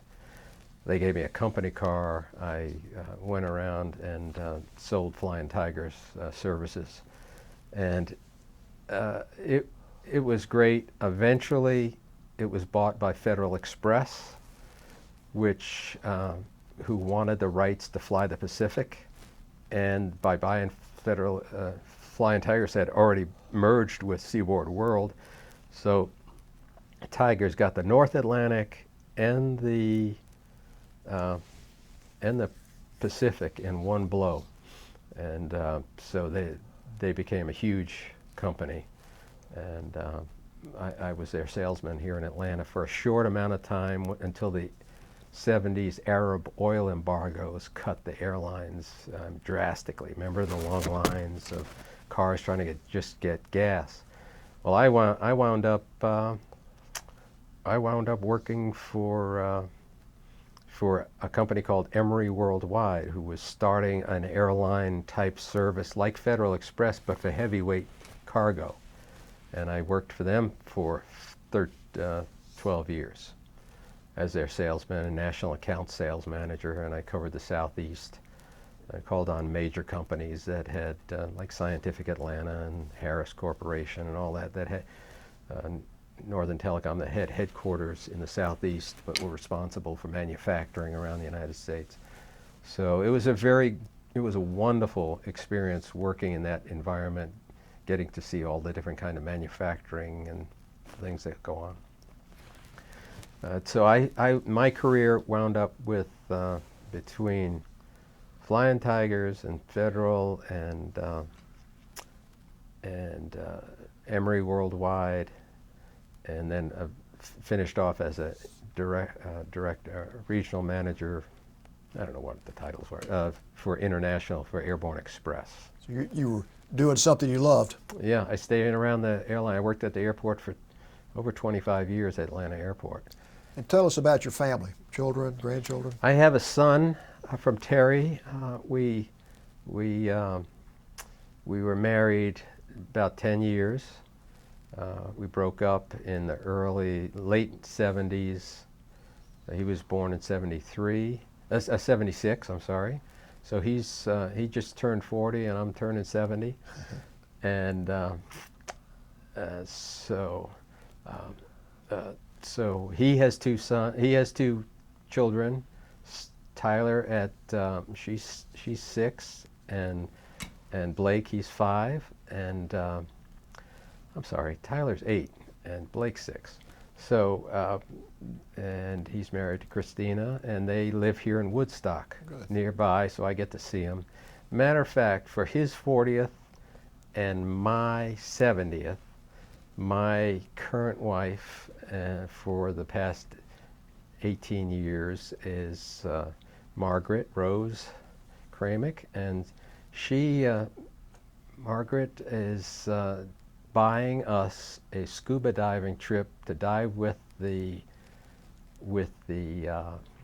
in the aquarium this weekend with the whale sharks and the big Wow. aquarium tank. So that's our birthday present from her. That's going to be an experience. Yeah, we're so excited about it. So, and the whole family's coming down to look through the glass, and we'll be wearing all that kind of stuff. So it's going to be fun. I've had a good life and a wonderful family, solid family. I'm still friends with my ex-wife. Matter of fact, she and her husband, because they're grandmothers, she's grandmother. I'm sure if we didn't have a son, we might have broken apart, but we were never mad at each other. We just broke up, and she and her husband are coming down to the aquarium to watch us with the grandkids and Christina. So it's That'll be fun. It'll be great. It'll be a once in a lifetime thing, swimming around with the whale sharks. Sue, you have any questions? I think I'm good. She is good. I think I'm good. I want to give you a chance before we wrap up to say anything else you want to say. Any message you want to deliver, or anything you wanted to say that you didn't? I know you do have a couple of letters there, I believe, that you want to refer to, and that read now would those be the into the time to do record. that. But also, I'd like to say that I am the president of this association that we have, and being the president really, it's been a delight to get in touch with the guys that I've served with, or have not, but have served with the 18th over the years. And some of them have, just like me, couldn't remember the name of anybody or what town we were in or where we flew into and all those kind of things. Getting in touch with people who, from 40 to 50 years ago, and asking them, I'm just going through the computer, the internet, trying to find people, and I might say, "Is this Joe Jones?" And they say, "Did you ever fly with the 18th, or were you a mechanic with the 18th or a crew?" Yeah, I was with them, and they say, I don't remember that stuff anymore. And then you start talking to them a little bit, and by the end of the thing, they're so happy that you called and in touch with them and care about them. It's such a rewarding thing. We get together for our reunions, and we have wonderful times. We tell probably the same stories over and over again about crazy times, about the planes.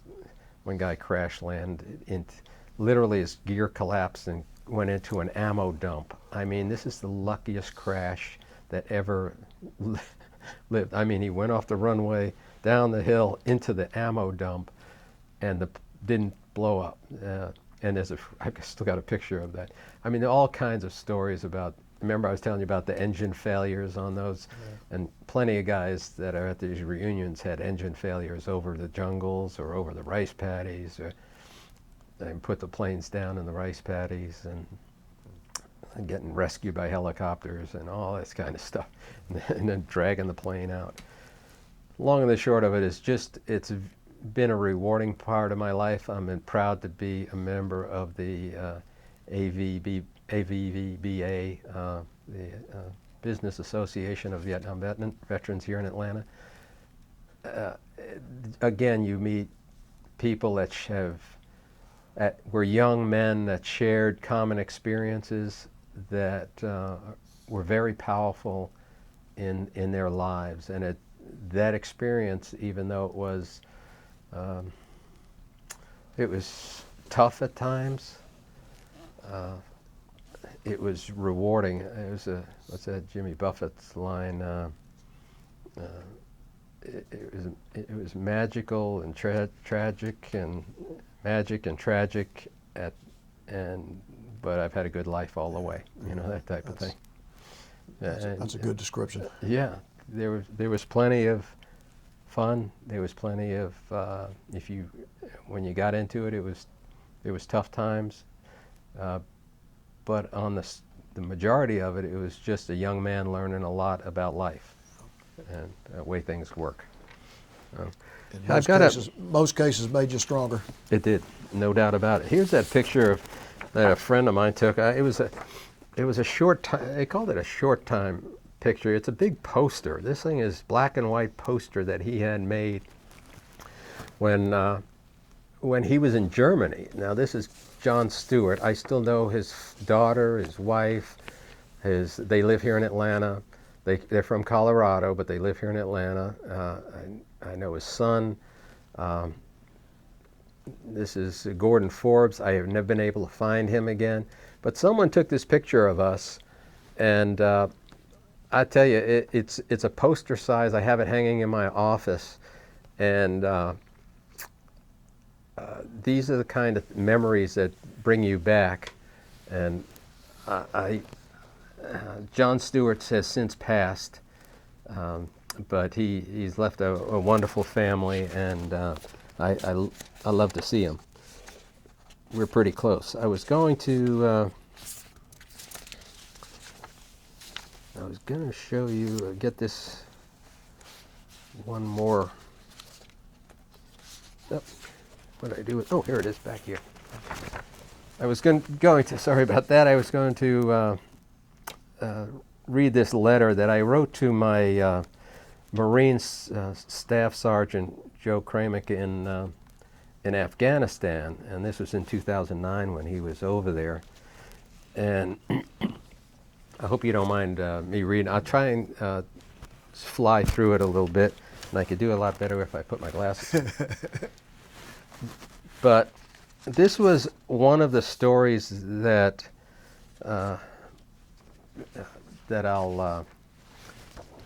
one of the stories that I could relate to, that sort of changed my life when it came to drugs and all those other things that are out there to catch you. And this is what I wrote. If you don't mind a story with a lesson from my old Vietnam days, I'll call it my last joint. This happened in 1968, about halfway through my tour in Vietnam, and I was a crew chief on an Otter. And later in the afternoon, we flew into an airfield called Marble Mountain Marine Air Base near Da Nang on the coast in southern Vietnam. It was a new stop for me, and our destination for the night. While the pilot went off to the OC Officers Club, I tied down the plane and took care of everything I had to do, logbooks and all of that kind of thing, and I didn't tie it down, so I taxied over to the fuel truck. And there was a specialist there, and I could tell he was a druggie. You could tell. His name was Duke, but guys that had beads around their neck in their uniform weren't orthodox. But anyway, I asked him if he could get me some pot, because I figured pot would be easier to carry around if I wanted to get a little high one night and was out there somewhere, and couldn't carry around a six-pack. But anyway, he told me that to meet him at the at the NCO club at 2200. I did. After a watered-down cold beer, he told me to follow him, and we went out to a bunker on the wire, and it was an elevated bunker with a place underneath. It was sandbags, made out of sandbags, and probably an old container of some kind, and it had a C-shaped revetment up on the top, and there were a bunch of guys sitting out there. It was after dark, out by the wire, as they say, and there were watchtowers off to the right and to the left on the wire, and people pulling guard duty. But we sat out there inside on the revetment with a bunch of guys. There was just a bunch. I put a few grunts and a few GIs were sitting there, and we joined them for conversations of homes and girlfriends. the sky was beautiful, and it was an ocean breeze, and the conversation was good, and they passed the joint around. If you know anything about smoking pot, I was not a big pot fan, but it was a nice evening.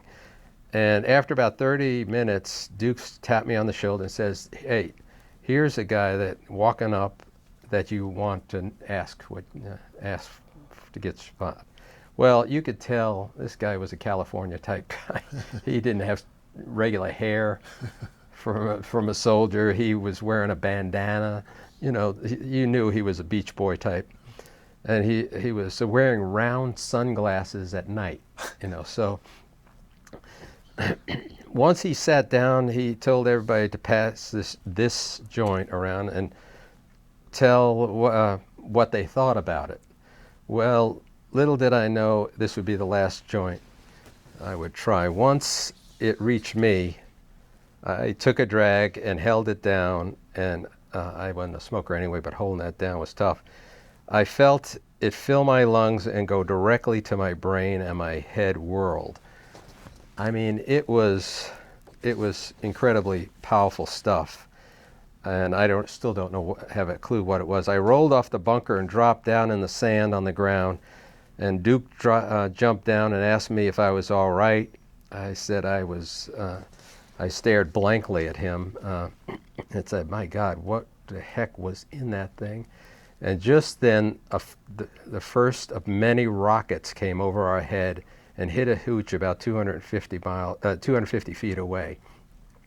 The explosion ripped off one end of the hooch.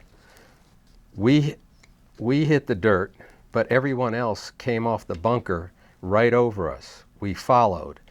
All I remember was boots, butts, and sand as we were scrambling back toward the hooch line and away from the outer perimeter. We got up. I didn't know where it hit. The second rocket came in. I didn't know where it hit. I was running. Everyone was scattering, and I fell and rolled up against a building with some kind of overhang. I remember that. I didn't know the base. I didn't know where the interior bunkers were. I was new. I hadn't taken any time to look around. I laid there in the sand with my head against the ground, and what I saw, what seemed like hours of gunfire and rockets hitting the base. I had no weapon except for a pocket knife. The adrenaline started to clear my mind after 30 minutes or so, but that last joint had put me in some kind of psycho, mind-altering stuff and just blew me away. I was a mess, a sorry mess. I lay there, the only thing I did was think. And what I thought of was, what am I doing? What am I doing? I told myself that I was on a personal mission, and that was the only mission I had on the other side of the world, and it was to get home. Here I am, lost, helpless. I have never liked being either one of those since. In a mind-altering state, eating dirt, scared to death. That night's sandy self-talk that helped me set primal goals for that were powerful and stuck forever. It will always be with me. Sorry about that. The moral that I was trying to relate and wrote down here was: stay frosty, be alert, be aware, and be armed. Come home to us, Sergeant. You are mission one. So that was my note to a great kid who did make it home. Well, I'm sure that meant a lot to him to receive that. It did. He wrote me a nice note after that. I also was telling you about, I have one other email here that I found a sergeant that I worked with in Quinyon on the maintenance hangar when I first got my aircraft, and I called it my nut story, but I found his name was James K. Brock. He was a sergeant. He, I think, many tours in Vietnam, but he was a maintenance sergeant there. And I had just gotten my plane, and this was stuck in my memory banks when I found him and talked to him. And I recalled to him in the email, I said, I was up on a stand on the pilot side of the engine, working on the firewall of the engine, and on something, and trying to get it back together. It was getting late in the evening, and almost everyone had gone, as I remember. I was tired from flying the day during the day, and couldn't get this nut on wherever it was. It was a hot night. I couldn't see it. All I could do was feel. It was a bad angle. My hands was too big to get into the spot. I was frustrated. I was dropping the nut. It would drop all the way down to the ground. I'd have to get back up, not getting, and I just couldn't get it on. You came walking up with your clean, sharp uniform. I was a mess, and I explained that I couldn't get it on. You told me that I would, and I could, and I will, and walked away. I was pissed at you at first for not feeling sorry for me and just telling me that I could do it. I didn't know what happened. I didn't know what happened, but within 5 minutes I did it. I was elated after I wiped off my hands and I looked back down and you were there. You said, I knew you could do it, and you gave me a smile. I always remember that time. When I get in mechanical jams, I had to solve the problem, and I had to think through it, and I could do it. I could do anything. I never thought that one day I would have a chance to thank you and tell you that your words, you could do it, affected the rest of my life. Sorry about that. Good to know you made a difference in somebody's life, isn't it? Yeah, and those are powerful things that young people get from the service. In stressful times, stick to you a little more. Well, that's so true, and I can't tell you how much we appreciate you coming in here. You tell a pretty, I've used the word powerful 2 or 3 times, but I'll use it again. It's a pretty powerful story because you had a pretty rough upbringing. You were separated from your parents, then your parents passed away at an early age, and yeah. I'm sure it made you stronger, but it was still tough on you. And you're very modest about what you did in Vietnam. I mean, you barely even talked about the shrapnel, which is still a big deal, whether you think it is or not. And during that night, it wasn't a big deal. I mean, every one of those missions you flew, you were in the air and you were risking your life. But as a young man, you don't think that way, you know. When you're that's there, true. You just do the job. That's so true. Yeah. But, and I don't know what difference I made. I'm sure, though, that some of those special forces guys were glad to get on our plane when after their missions. They were some wonderful people.